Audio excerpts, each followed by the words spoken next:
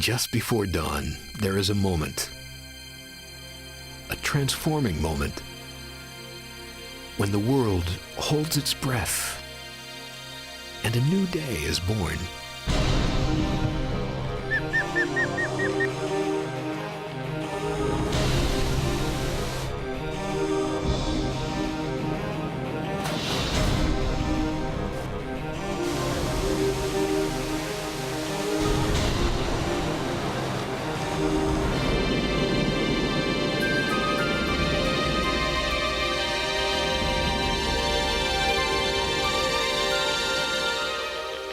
The life cycle is renewed. In the wilderness, deeper than tooth and claw, is a core of inner peace.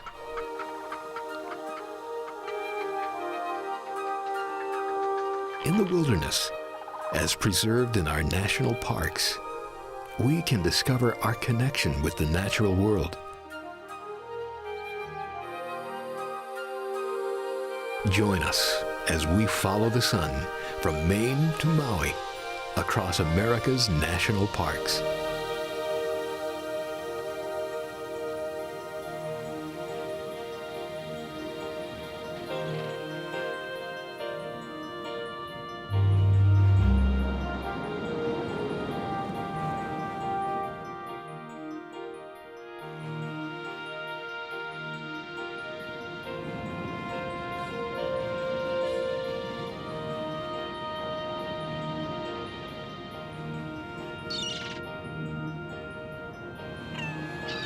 Out of the primal elements, a new day comes into being,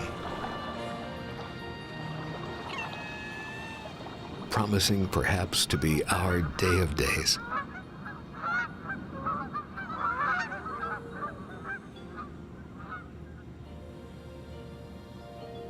In the dawn's hush, people gather to welcome the first light.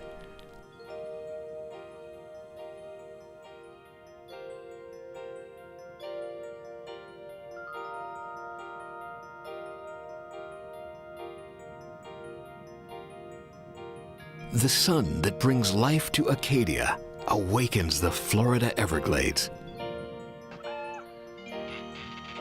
With the patience of honey, the day flows over the land.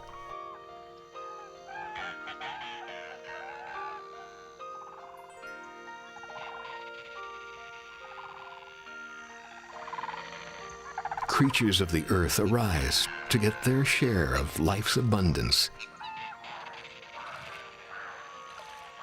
To some, it's just a rest stop in a life spent on the wing. But to all, it is a refuge from extinction. Recently divorced, Marjorie Stoneman Douglas was hurt, confused. It was the 1920s, when a woman was expected to endure a bad marriage, not end it. She felt she had to get away. She alighted here, like a bird with a broken wing, seeking refuge. In these trackless wetlands, she found renewal.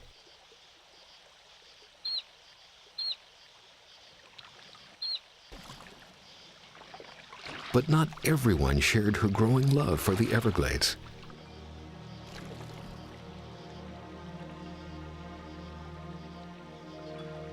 To many, the glades were a heart of darkness.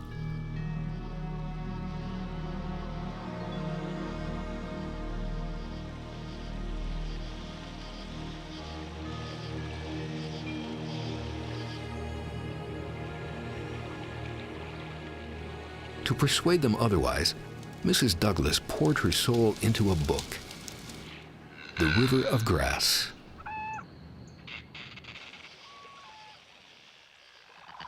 There are no other Everglades in the world. They have always been one of the unique regions. Remote, never wholly known.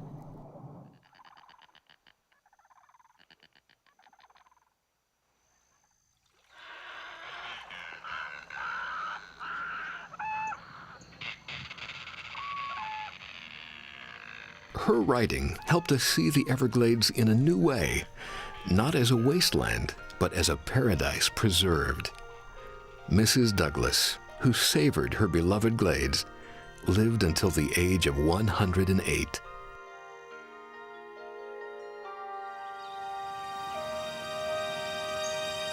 The mid-morning sun burns through the mists that give the Smokies their name.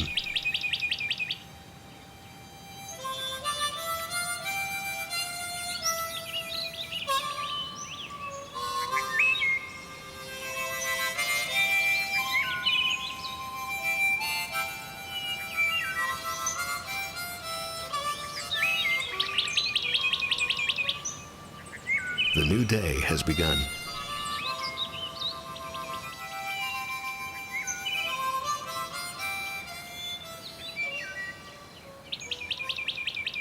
In the morning of our nation, Daniel Boone blazed trails through these hills.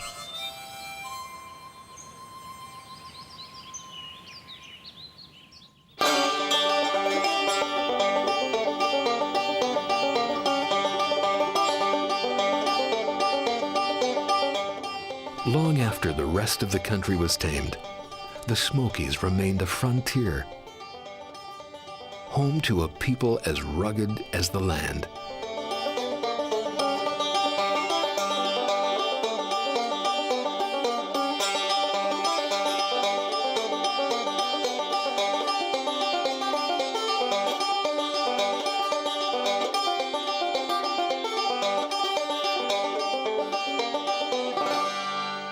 Horace Kephart had grown up on the frontier,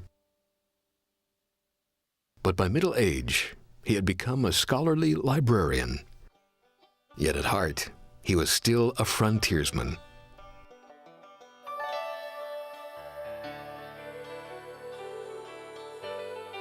In 1903, he came to the Smokies to relive the adventure he had known as a boy.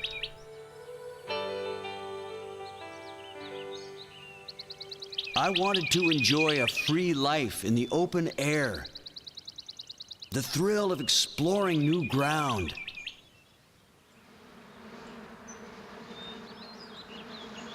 So for 3 years, he lived off the land.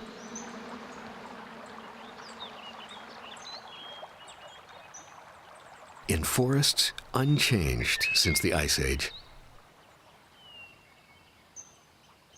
But childhood doesn't last forever, not even here.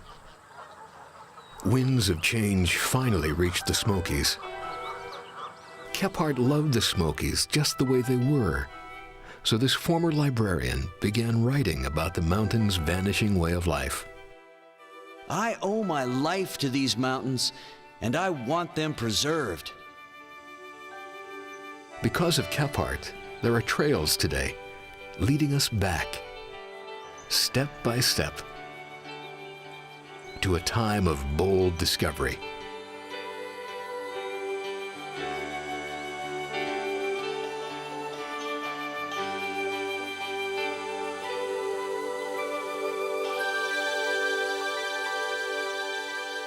Climbing higher still, the sun warms the northern borderlands at Voyageur.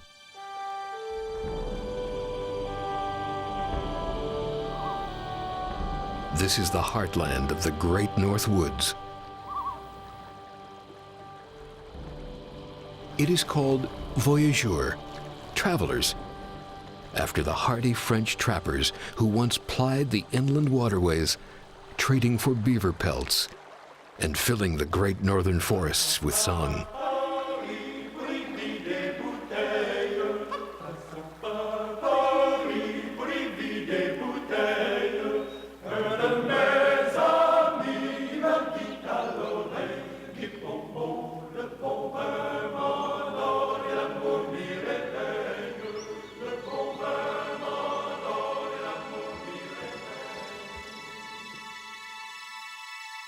The Dakota Badlands bake beneath the soaring sun.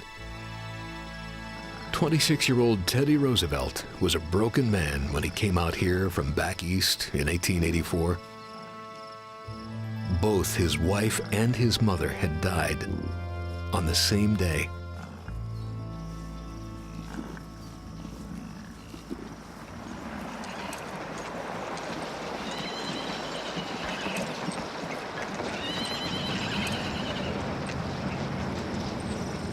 But here, in what was then the frontier, he found healing.